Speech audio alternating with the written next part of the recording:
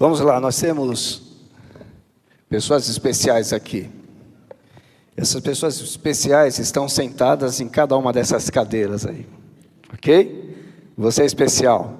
Vamos lá, fé que leva a ação. Eu quero ler com vocês Lucas capítulo 5, do verso 17 ao verso 26, aonde Lucas traz essa história para nós, uma história de fé, uma história para movimentar as nossas vidas, prender as nossas atenções. E Lucas vai começar dizendo o seguinte: certo dia, quando ele, Jesus, ensinava, estavam sentados ali fariseus e mestres da lei, procedentes de todos os povos, de todos os povoados da Galileia, da Judeia e de Jerusalém.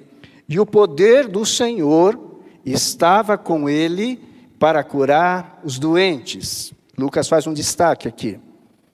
Vieram alguns homens trazendo um paralítico numa maca e tentaram fazê-lo entrar na casa para colocá-lo diante de Jesus. Não conseguindo fazer isso por causa da multidão, subiram ao terraço e o baixaram em sua maca através de uma abertura até o meio da multidão, bem em frente de Jesus. Vendo a fé que eles tinham, Jesus disse: homem ou amigo, os seus pecados estão perdoados. Os fariseus e os mestres da lei começaram a pensar: quem é esse que blasfema? Quem pode perdoar pecados a não ser somente Deus? Jesus, sabendo o que eles estavam pensando, perguntou: por que vocês estão pensando assim? Que é mais fácil dizer: os seus pecados estão perdoados, ou levante-se e ande. Mas para que vocês saibam que o Filho do Homem, guardem essa palavrinha, ou essas palavras, esse título, Filho do Homem. Mas para que vocês saibam que o Filho do Homem tem na terra autoridade para perdoar pecados, disse ao paralítico: eu lhe digo, levante-se, pegue a sua maca e vá para casa. Imediatamente ele se levantou na frente deles, pegou a maca em que estivera deitado e foi para casa louvando a Deus. Todos ficaram atônitos e glorificavam a Deus e cheios de temor diziam: hoje vimos coisas extraordinárias. E eu quero orar com você para que você veja coisas extraordinárias hoje nesse lugar. Feche os seus olhos. Deus querido, em nome de Jesus, nós queremos, ó Deus, diante da Tua palavra, Pai, poder, ó Deus, aprender do Senhor, trazer para as nossas vidas aquilo que o Senhor já pensou antes de todos nós, Pai. Trazer, Santo Deus, para este lugar, Santo Deus, e para todos aqueles que ouvem, aquilo que o Senhor quer ministrar, ó Deus, na vida de todos. Por isso nos colocamos aqui diante do Senhor, ó Pai, pedindo que o Senhor fale aos nossos corações. Que a Tua voz, ó Deus, nesse lugar, seja a voz audível, seja a voz que nós possamos todos ouvir claramente aqui, Pai. Por isso, deixamos as nossas vidas no Senhor, para que o Senhor cumpra a Tua vontade, Santo Deus, neste lugar, e as coisas extraordinárias do Senhor venham todas elas sobre o Teu povo reunido aqui, Pai. Pedimos isso no nome de Jesus. Amém e amém. Muito bem. O texto começa com uma grande revelação. Eu já dei um destaque a respeito dela, mas eu repito aqui. Verso 17, a última parte, Lucas vai dizer: o poder do Senhor estava sobre ele para curar os doentes. O poder estava sobre Jesus para curar os doentes. Mas eu tenho algumas perguntas para você. O que adianta poder se você não consegue acessá-lo? O que adianta? O que adianta saber que Deus pode curar se você não consegue acessar a cura? O que adianta saber que existe um Deus poderoso, que há poder para fazer todas as coisas, se você não pode acessar esse Deus? Se você não pode chegar perto dele, E pior ainda, se você não pode provar desse poder, o que adianta? O que adianta saber desse Deus Todo-Poderoso se você não tem uma experiência sua com Ele? O que adianta? O que adianta ver as outras pessoas sendo curadas e você não ser curado? O que adianta?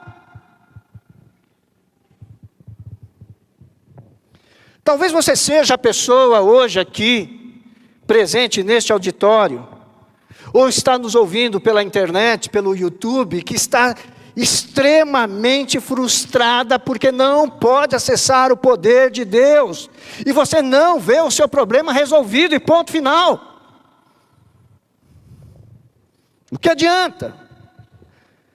Nos nossos dias, na internet, você ouviria: que show da Xuxa é esse? Não é isso? Mas no seu coração você diz: que Deus é esse? Que poder é esse?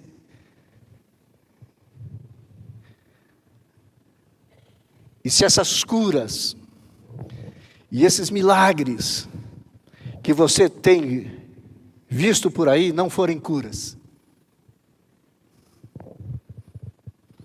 E se forem apenas uma encenação religiosa? E se for uma manipulação psicológica? E se for um hipnotismo religioso? E se for isso?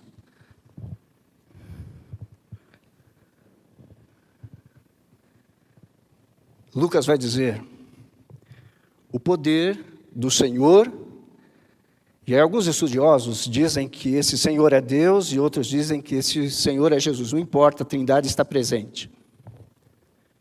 E Lucas vai dizer: o poder do Senhor estava com Jesus para curar.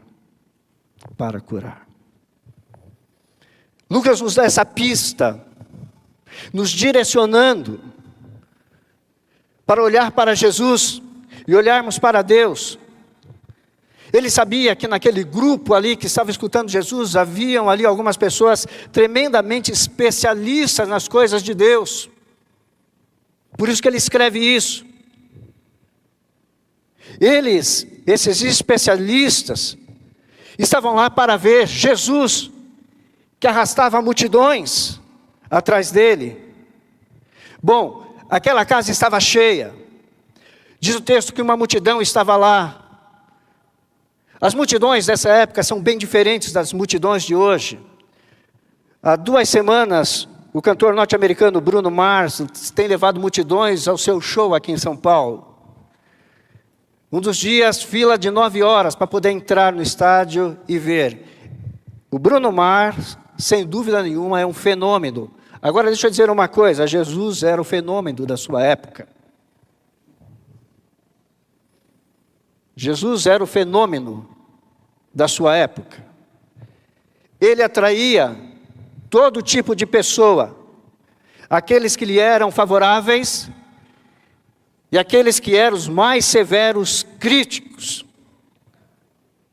Mas ele arrastava multidões. Agora Jesus está no meio dessa multidão. A quem ele deve dar atenção? Qual é o olhar de Jesus para essa multidão? Ele olha para as pessoas de bom coração que estão ali? Ou ele olha para os seus críticos que estão ali vigiando? Para onde Jesus olha? Para quem ele vai dar atenção? A quem ele escuta? Quem é mais importante desses 2 grupos dentro daquela casa? Ali, aos fariseus, um grupo de doutores, os escribas. Esses homens conhecem muito do Antigo Testamento. Eles são especialistas, eles se dedicam à prática da lei, à observação da lei. Eles passam a vida ensinando, mas eles são os maiores críticos de Jesus. De certa maneira, eles estão corretos, porque eles querem que a lei de Deus seja cumprida. E não importa quem seja, precisa cumprir a lei de Deus, então eles estão ali. Certa vez, quando Jesus cura no sábado, e não é o caso aqui, Esses religiosos sentem-se ofendidos pela cura no sábado, porque eles não sabem se aquilo ofende ou não Deus. E eles não querem que nada ofenda a Deus. E será que Jesus não é um ofensor? Não é alguém que trabalha contra Deus? Não é um perturbador? Então o coração desses religiosos está preocupado com isto. Eles são cuidadosos. De um lado, gente que precisa de Deus. E por último, entra o mais necessitado, um paralítico. Para quem Jesus vai olhar? Para a multidão, para os seus críticos ou para o paralítico? Jesus olha para todo mundo. Verso de número 20, ele vai olhar para o paralítico. Verso de número 23, ele vai olhar para os religiosos. E todo esse texto, ele está olhando para todo mundo que está ali naquela casa. Pega isso para a sua vida. Os olhos de Deus estão sobre você. O Senhor está enxergando você. E o Senhor não esqueceu de você. Ele sabe quem você é. Nunca pense que Jesus não está te enxergando. Ele está vendo você. Provérbios 15, verso 3 vai dizer que os olhos do Senhor estão por toda parte, observando os bons e os maus. E deixa eu lhe dizer, isso não é teoria, isso não é palavra motivacional, isto é um fato, isto é real. Deus está olhando para você, como Jesus estava olhando para todos ali. Determinado momento da minha vida, enquanto eu trabalhava fora da igreja, a empresa que eu trabalhava mudou a diretoria. E muitos ali foram também remanejados de funções. E eu fui um deles. Me entregaram uma meta grande e uma carteira de clientes pouco provável para chegar nessa meta. Mas para minha alegria, Deus estava de olho em mim. Deus sabia quem eu era. Deus sabia o meu nome. Deus sabia a minha função. Deus sabia o meu objetivo. E Deus sabia o meu desafio. E naquele mês Deus foi comigo de uma maneira extraordinária. Não somente cumpri a meta que a empresa me deu, mas entreguei o dobro em vendas, porque Deus estava comigo. Deus está com você, os olhos do Senhor estão com você, enxergando de todos os lados. Cadê o José Volga? Está ali. Algum tempo atrás, nós oramos juntos, você veio aqui, estacionou o carro e disse para mim: pastor, estou vivendo uma situação assim, não vou detalhar porque nós estamos na internet, mas você sabe qual é. E depois você me trouxe o resultado dizendo aquilo não se concretizou. De um maluco aí que, você sabe o que é. Por quê? Porque Deus estava de olho na vida do José Volga, como Deus está de olho na sua vida. Que olhos maravilhosos do nosso Senhor. Ele enxerga a multidão, Ele enxerga o necessitado, e Ele enxerga os críticos também, e Ele sabe lidar com cada um. Os olhos do Senhor estão na sua história, meu irmão.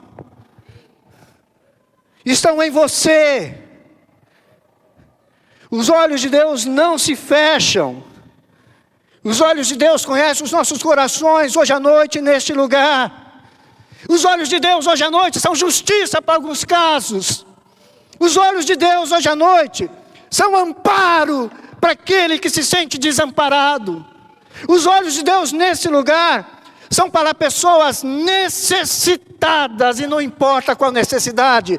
Talvez você tenha uma pequena necessidade, Deus está de olho nisso, Deus quer te abençoar nisso. Talvez esses últimos dias você enfrentou uma das maiores lutas da sua vida, mas o Senhor continua com seus olhos abençoadores sobre a sua vida. Assim como Jesus naquela casa. Ele está com seus olhos. Alguém entre nós com alguma necessidade? Sem dúvida nenhuma. É lógico que sim. Sobre você que sente alguma necessidade, se sente necessitado, os olhos benditos do Senhor estão sobre você essa noite. Olhos benditos, santos, olhos curadores estão sobre você. Talvez você seja como eu, não enxergue bem, mas Deus enxerga e te vê sentado aí, aonde você está. Vamos voltar para a cena. Quando os olhos de Jesus percorrem aquela casa lotada, cheia de gente, os olhos de Jesus descobrem 2 problemas ali, sérios. Primeiro, tem alguém sendo baixado. Tem alguém vindo do telhado. Jesus chegou naquela casa. Começou a ensinar o povo que estava ali. Todas as pessoas estão, talvez como vocês, olhando para Jesus como vocês estão olhando para mim nessa hora. Talvez ninguém falasse nada, todo mundo queria ouvir, porque as palavras de Jesus chamavam a atenção. Jesus é o homem, o profeta, assim ele era reconhecido por aquele povo, aquele que fala com autoridade, aquele que fala com poder. A casa está tão cheia que não há lugar para mais ninguém naquele recinto. Você olha para cá, tem gente, você olha para lá, tem gente aqui, tem gente lá. Não há mais lugar, olha na janela, tem gente, olha na porta, tem gente, uma em cima da outra, porque eles querem ver e querem ouvir Jesus. Eles chegaram ali porque Jesus estava crescendo cada vez mais. O versículo 15 deste mesmo capítulo que nós lemos, vai dizer que notícias a respeito de Jesus se espalhavam ainda mais naqueles dias, naquelas regiões, de forma que as multidões vinham para ouvi-lo e serem curadas de todas as doenças. Uma multidão estava seguindo Jesus, e quando Jesus entrou naquela casa, provavelmente a casa de Pedro, eles entraram junto. Deixa eu pegar um lugar, já não havia mais espaço para ninguém, mas de repente, Jesus olha para o teto e tem alguém descendo no teto. E não era Papai Noel. Essa lenda seria inventada muito tempo depois. E Jesus está ali ensinando. Agora ele tem que parar, porque todo mundo começa a ver aquela cena, olhar para cima e ver que um sujeito está sendo descido por ali.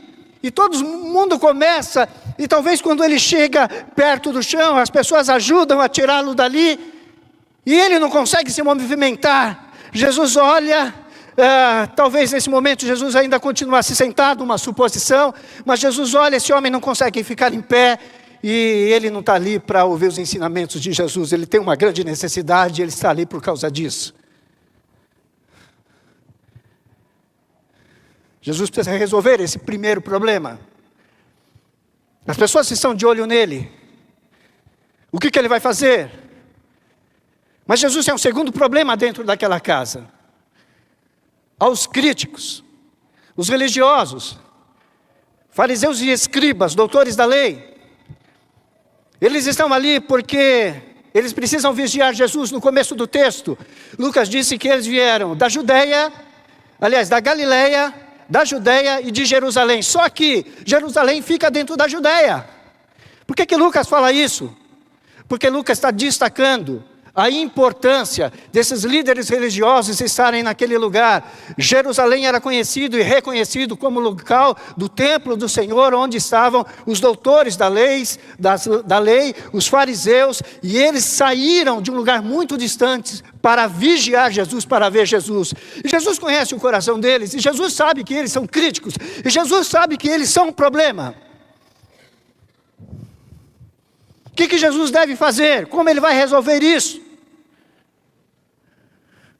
Diante dele está um homem lá que a gente não sabe se ele teve um derrame, se ele teve uma paralisia cerebral que acabou atrofiando os músculos, uma paralisia consequência de embriaguez contínua. A gente não sabe se ele sofreu algum tipo de acidente. Nós não sabemos nada a respeito do tipo da paralisia, mas Jesus tem esses dois problemas. Alguém que não anda e gente absolutamente crítica no mesmo ambiente. Quando Jesus diz, homem, este homem também pode ser amigo, por isso que você vai ver em algumas versões, amigo. Este homem é como se a gente dissesse hoje, mano, faz isso. Você não ouve essa gíria aí? E aí, mano, é seu amigo. Essa palavra homem no texto tem este significado de alguém próximo, de alguém íntimo, de que Jesus está chamando de amigo. Amigo, os teus pecados estão perdoados. Quando ele fala isso, ele consegue atingir os dois problemas de uma vez. Os dois problemas. Ele atinge o homem paralítico e ele atinge os seus críticos. E há uma reação. Os críticos dizem, quem é esse que blasfema? Os críticos dizem, quem pode perdoar pecados senão Deus? Senão Deus.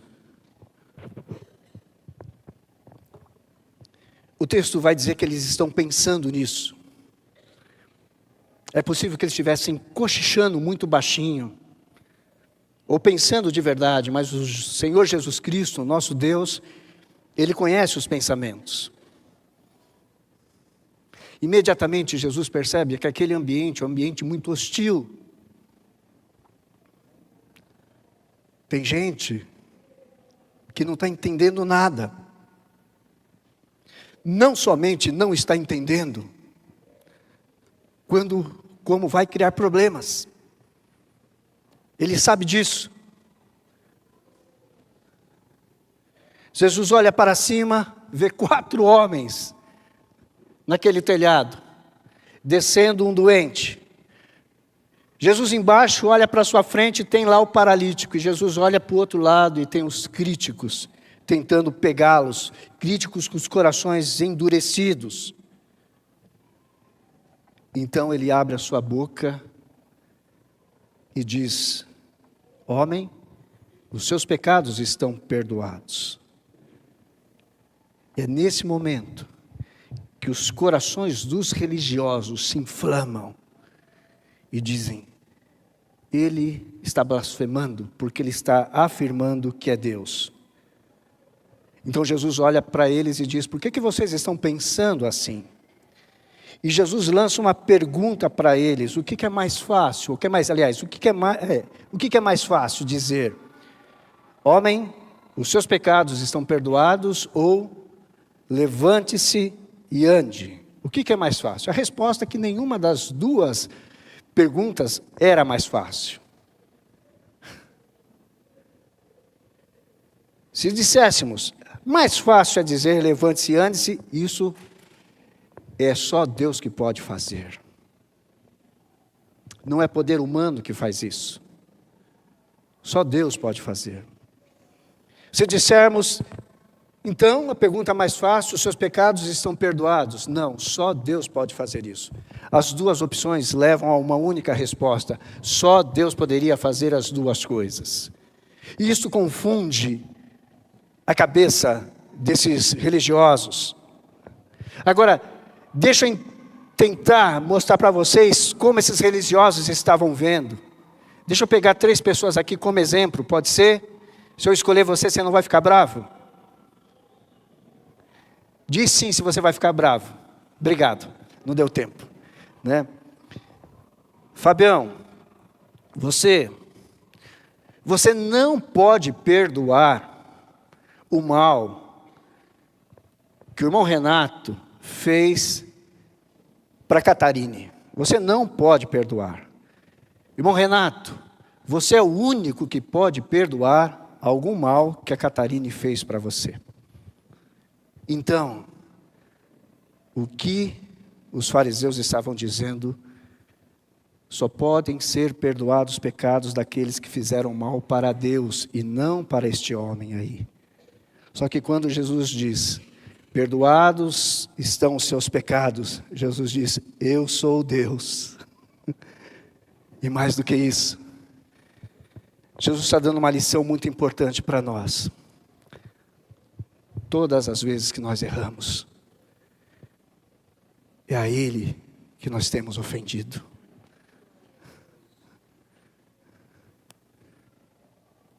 É a Ele que a humanidade tem ofendido.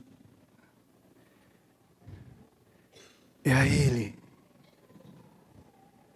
que nós temos aborrecido. É a Ele. E Ele continua sendo a autoridade para dizer a cada um: perdoado são os teus pecados. Ele tem autoridade para isso.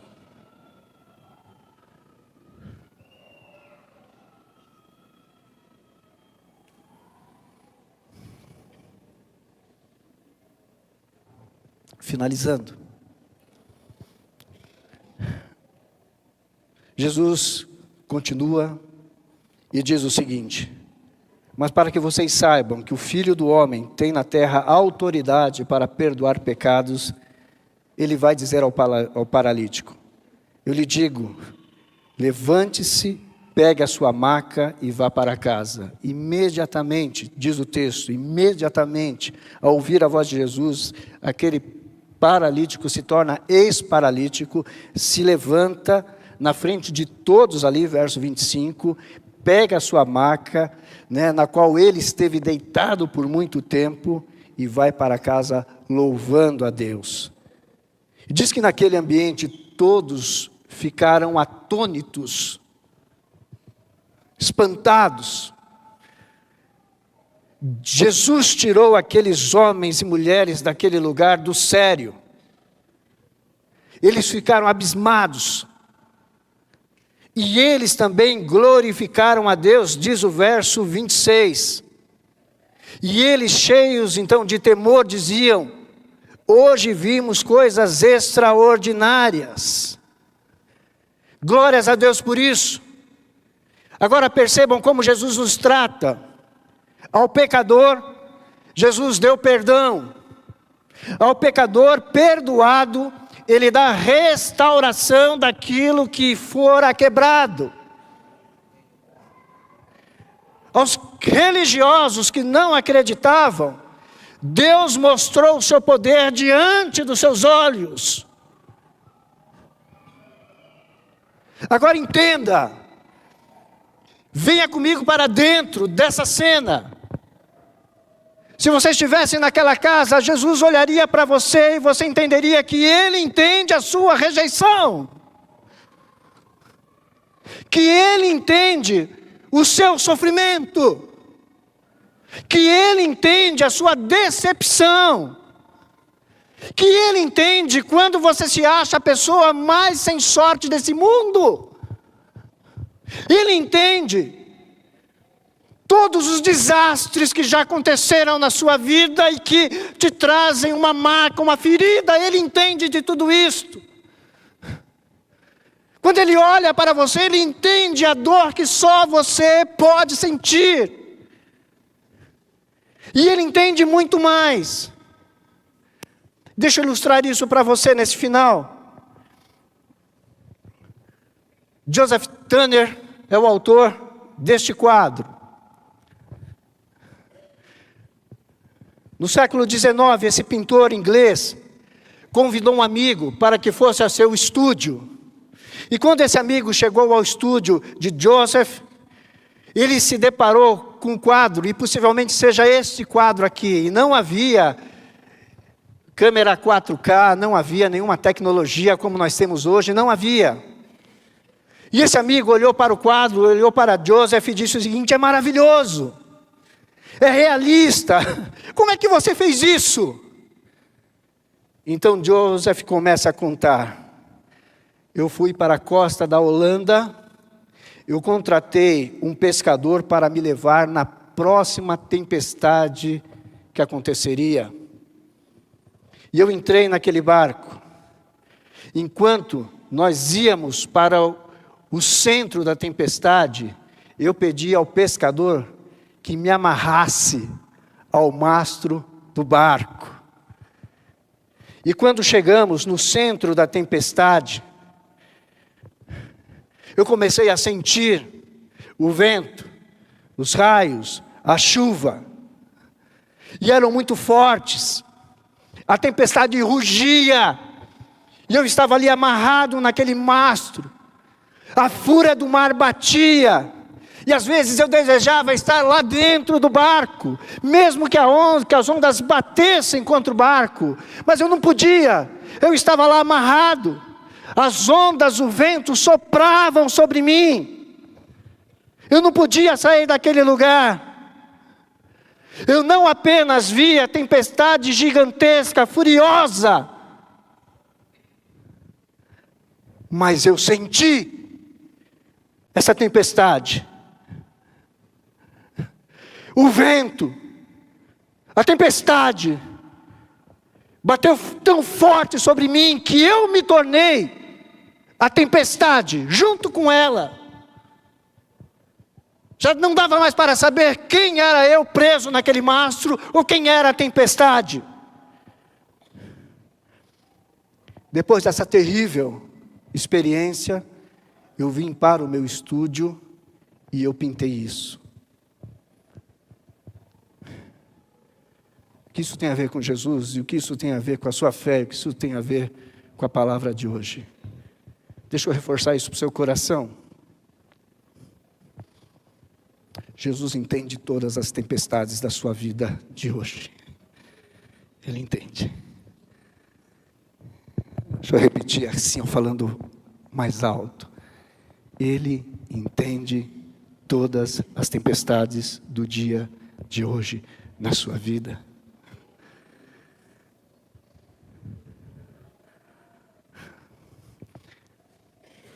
Jesus não somente entende, mas Ele sente o que você está sentindo. Isaías o chama de homem de dores. Não somente entende, como também sente. E talvez a lição para a sua vida. Deus tem alguma coisa para fazer em você, por você e através de você, além das suas limitações. É por isso que essa palavra vem. É por isso que essa meditação vem. E talvez a pergunta que você tenha que fazer para Jesus nessa noite é: Senhor Jesus, o que é que o Senhor quer que eu faça? O que é que o Senhor quer fazer através da minha vida? Agora, saiba de uma coisa. Nunca meça o poder ilimitado de Deus pelas suas próprias limitações. Você vai ter que ter fé. Você vai ter que vencer os obstáculos, como esses amigos do homem paralisado fizeram. Você vai ter que vencer a descrença, como esses líderes religiosos foram descrentes. Porque Deus pode fazer muito mais. O pessoal pode se alinhar aqui. Tomem os seus lugares, por favor. Algumas perguntas que você tem que fazer para a sua vida hoje à noite, numa reflexão, diante da palavra de Deus. Primeira pergunta: o que é que esse texto me ensina sobre Deus? O que é que esse texto me ensina sobre Deus? E a verdade é que você precisa parar de ler a Bíblia pensando em se achar na Bíblia. E você precisa começar a ler a Bíblia achando Deus na Bíblia. Ela é reveladora. E ela foi escrita para revelar Deus. Quando nós olhamos para a sua palavra, nós encontramos esse Deus perdoador de pecados. Coisa que os líderes religiosos ficaram abismados. Mas no fim, todos entenderam que ele era Deus claramente, os líderes religiosos e a multidão. Nós olhamos para esse Deus e nós encontramos um Deus compassivo para conosco, que nos ama.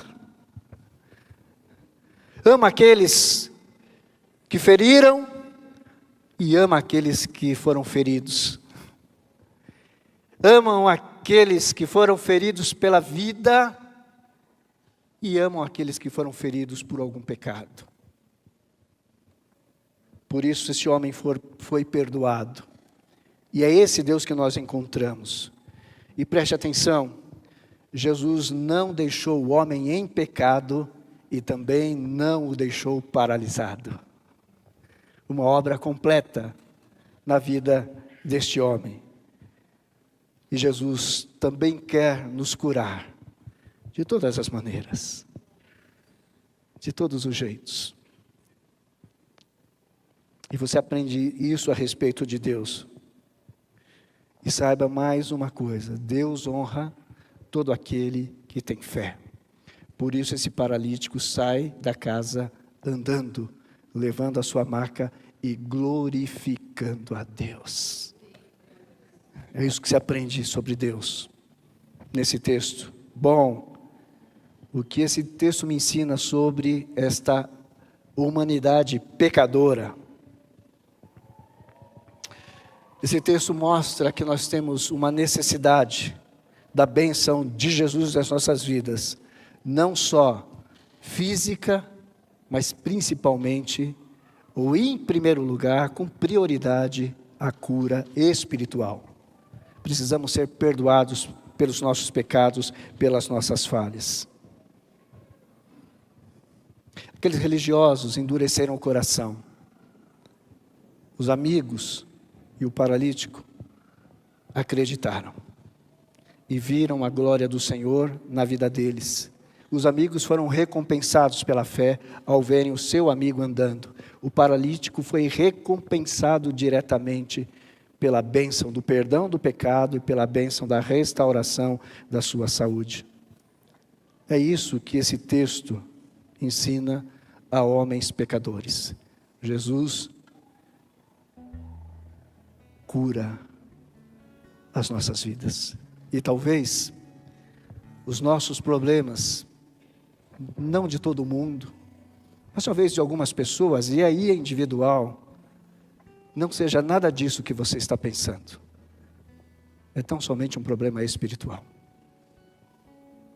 Mas Jesus quer dizer para você: perdoado são os seus pecados hoje à noite.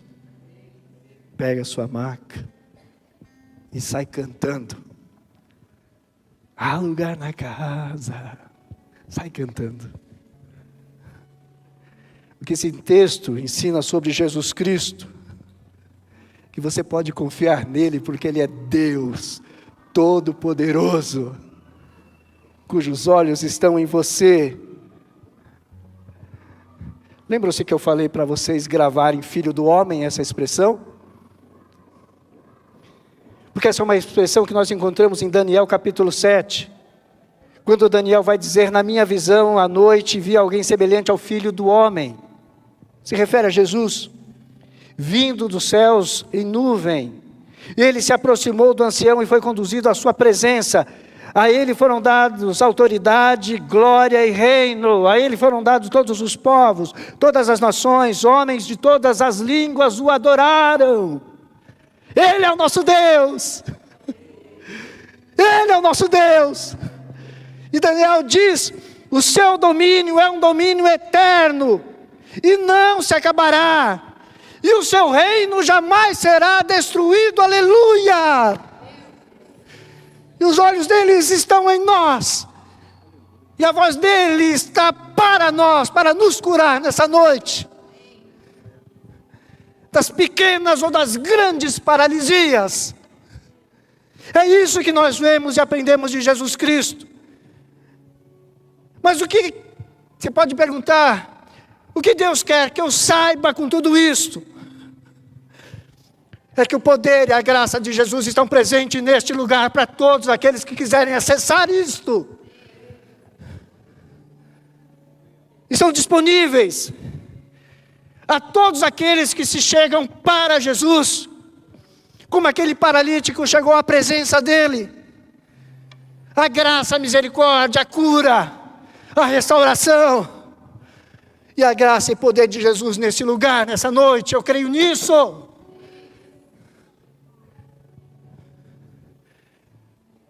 E que Deus quer que eu faça? Lucas revela a gente nesse texto que Deus quer que nós achamos com fé, com fé, que nós creiamos, que nós não duvidemos mais, que nós esperemos, e que nós abramos os nossos olhos, para ver Jesus atuando de maneira poderosa nesta necessidade que Ele colocou os olhos e achou em você, está tratando da sua vida nesse momento. Sabe para quê? Para que ainda hoje você glorifique o nome dEle, como aquele aleijado que saiu carregando a sua maca. É isso que Ele quer que você faça. É isso. A única resposta que você pode dar a Deus hoje à noite é: eu confio no Senhor, eu vou glorificar o seu nome poderoso. Porque o Senhor há de me abençoar, há de derramar graça sobre a minha vida. E deixa eu te dar uma boa notícia. Ninguém vai precisar te carregar pelo telhado para estar na presença de Jesus, porque você já está na presença de Jesus. Você já está. Esse ambiente não é um ambiente qualquer. Esse ambiente é tomado pela presença de Deus. Desde de manhã, quando nos reunimos, agora antes de começar o culto, nós consagramos todas as coisas, e nós oramos pela sua vida, e nós oramos para que nada pudesse impedir de Deus falar diretamente com você. A gente não sabe com quem Deus está falando, mas a gente disse: Deus usa as nossas vidas para que de alguma maneira nós não sejamos aqueles que atrapalham a tua mensagem nessa noite aos corações necessitados. Então, se você sentiu o toque de Deus, é porque Deus resolveu ouvir as nossas orações e falou com você nessa noite, dizendo: eu estou nesse lugar, eu estou aqui. Talvez você não quisesse ter vindo à igreja hoje. Sabe o que aconteceu? Deus te trouxe. Alguém foi o seu amigo, e Deus te trouxe a esse lugar. Alguém aí na internet disse: eu não vou ouvir essa igreja não, e você está ouvindo até o final, porque Deus te trouxe a presença dEle hoje à noite, para te abençoar. E nós estamos na presença de Deus. Talvez não foi nem gente que te trouxe hoje aqui, talvez um problema tenha trazido você aqui hoje. Só que você chegou na presença de Deus, no lugar mais certo que você poderia estar, é aqui. E a boa notícia é que há lugar nessa casa, como nós cantamos anteriormente. Há lugar nessa casa. Há lugar nessa casa. Caminhando para as últimas palavras dessa reflexão. Hoje à noite, dos céus, Deus enviou algumas cartas a alguns corações hoje à noite aqui.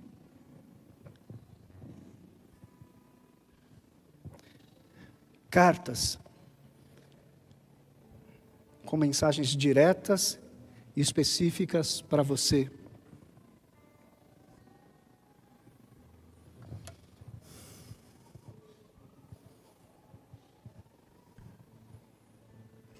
O que tem nessas cartas?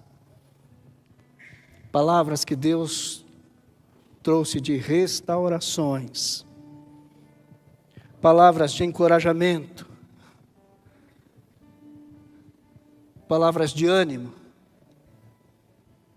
palavras de afirmação, porque Deus quer curar as paralisias da nossa vida hoje à noite neste lugar. Eu não sei quais são, mas Deus sabe qual é. Agora deixa eu te falar uma coisa. Você precisa abrir essa carta de Deus, aqui e agora, neste lugar. Eu não sei qual é a mensagem que tem para você, mas essa carta de Deus precisa ser aberta para você. Há uma história